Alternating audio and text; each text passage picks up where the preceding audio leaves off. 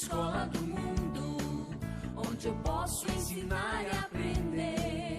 A palavra da sabedoria é a nossa EBD. Deus é o nosso diretor, o Espírito Santo nosso professor. A Bíblia é a cartilha que ensina o caminho, a verdade e a vida. Deus é o nosso diretor, o Espírito Santo nosso professor. A Bíblia é a cartilha que ensina o caminho, a verdade e a vida. Oi, gente da Escola Dominical. Vocês daqui um pouquinho estarão assistindo a aula, mas antes estamos fazendo algumas meditações na carta de Paulo aos Efésios, capítulo 4, e vimos da unidade da igreja, do corpo, como a igreja deve se esforçar para manter a unidade do corpo, na paz do Senhor, no amor de Cristo e na esperança do futuro. Agora ele parte para a parte prática dessa unidade. Ele fala sobre os dons. Os dons também são encontrados na carta de Paulo, 1 Coríntios, na carta aos Romanos, Coríntios 12, Romanos 12, na primeira carta de Pedro. São vários textos. Mas Paulo diz aqui no capítulo 3, mostrando a unidade da igreja. Os dons foram dados para manter a unidade da igreja. Ele diz o seguinte: a graça foi concedida a cada um de nós segundo a proporção do dom de Cristo. Capítulo 4, versículo 7. Porque o dom é uma dádiva. A palavra dom significa presente. Então Deus deu esta graça à igreja. Como é que ele mantém essa igreja unida? Através de dons. Porque se eu tivesse todos os dons do Espírito, eu não precisaria da igreja. Não. Eu me bastava a mim mesmo. Eu seria autossuficiente. Mas Deus deu dons, graça espiritual, a cada um membro do corpo, para que a gente tenha uma interdependência. Assim como o meu fígado tem dependência do meu rim e do pulmão para o coração, é assim mesmo. Não dá para funcionar sozinho. Eu sou crente, mas não tenho igreja nenhuma. Acho muito difícil isso. Pode existir, mas será sempre um crente fraco. Porque é no corpo que nós nos nutrimos espiritualmente. É ali que eu recebo todos os nutrientes espirituais e dou a minha parte para que o corpo seja assim, completo, harmônico. Por isso que Paulo diz, e a graça foi concedida a cada um. O dom de Deus é uma graça. Aquilo que Deus me deu como dom é uma graça. Por isso que eu não tenho que me arvorar ou me gloriar de qualquer dom que eu tenha. Porque eu sei que não veio de mim mesmo. Ele foi dado para o serviço dos santos, para o fortalecimento da igreja de Cristo, para a unidade do corpo de Cristo.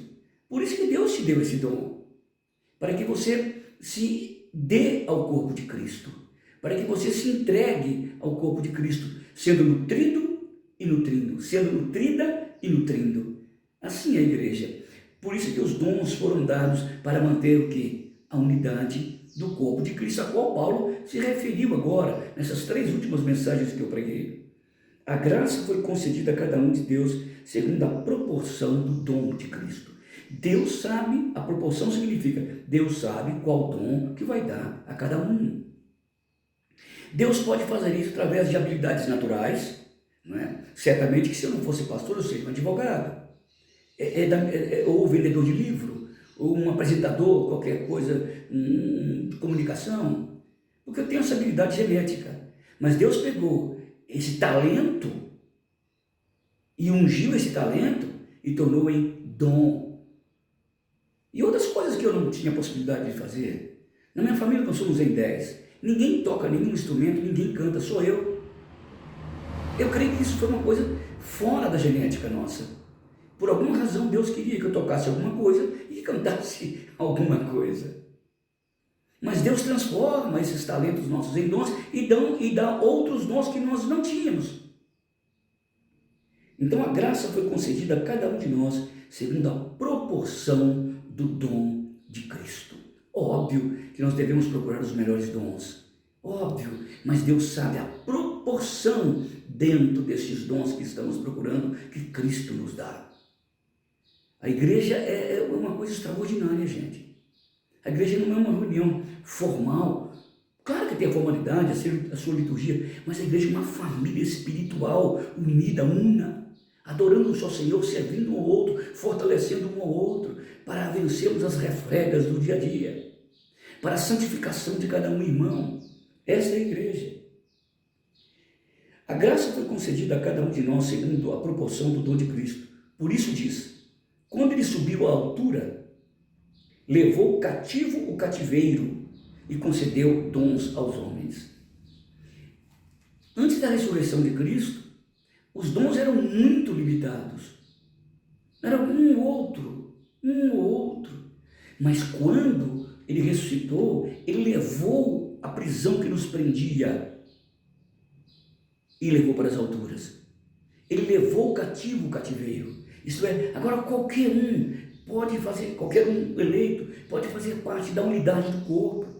Nós não precisamos mais ser cativos às limitações dos dons, porque temos todos os dons na igreja, o corpo vivo de Cristo. Quando ele subiu às alturas, ele levou cativo o cativeiro e agora os homens estão prontos para receber os dons. Levou cativo o cativeiro e concedeu, deu dons aos homens. Quando ele está falando de dons aqui, ele não está falando do dom de língua do Pentecoste, não. Não, aquilo foi específico. Aquilo eram línguas que existiam. Nós temos duas palavras no grego, né? Nova e nova. Mas é a mesma coisa? No grego não. Tem uma nova que para você é nova. Por exemplo, se eu ouço um dialeto hindu, para mim aquilo é extremamente novo. Mas já existia há muitos anos que os hindus falavam aquele dialeto, os chineses. Mas existe no grego uma outra palavra, nova. Nova que nunca ninguém viu. Aquela nova lá de Atos é uma nova já conhecida. Mas esses dons espirituais que a Bíblia fala em Coríntios são novos. Desde a dom de língua, que é diferente do Pentecoste. Todos os outros dons são novos, porque o cativeiro foi quebrado, as correntes foram quebradas, não há mais limitação na igreja de Cristo. Qualquer um irmãozinho pode ter um dom espetacular. Coisa fantástica isso. Como Deus une a sua igreja num só Espírito, numa só fé, num só batismo, num só esperança, num só Senhor, num só Pai de todos, que é sobre todos, age por meio de todos, dando dons espirituais. Por isso que Paulo diz, todos os irmãos podem contribuir para a unidade da igreja, porque todo irmão tem um dom. Você pode dizer, Cícero, mas eu não sei meu dom. É porque sinal que você não está funcionando. Se você entrar na igreja e começar a viver o corpo, você vai descobrir logo uma inclinação sobrenatural para fazer alguma coisa dentro do corpo de Cristo. Isso que nós chamamos de dons espirituais. E Paulo trabalha com muita firmeza, com muitos detalhes, ali no capítulo 12 e 14 da primeira carta aos Coríntios. Então, quando Jesus levou o cativo, os homens agora estão livres para receber o dom de Deus. E ele vai falar, domingo que vem eu vou falar, quais são esses dons. Ele toma alguns dons como exemplo, ok? Por exemplo, ora, o que quer dizer que subiu, senão também aquele que havia descido até as regiões inferiores da terra, o Hades? Aquele que desceu é também o mesmo que subiu acima de todos os céus para encher todas as coisas. Complicado, né? Mas semana que vem a gente vai falar sobre isso. Um grande abraço, Deus te abençoe, boa aula!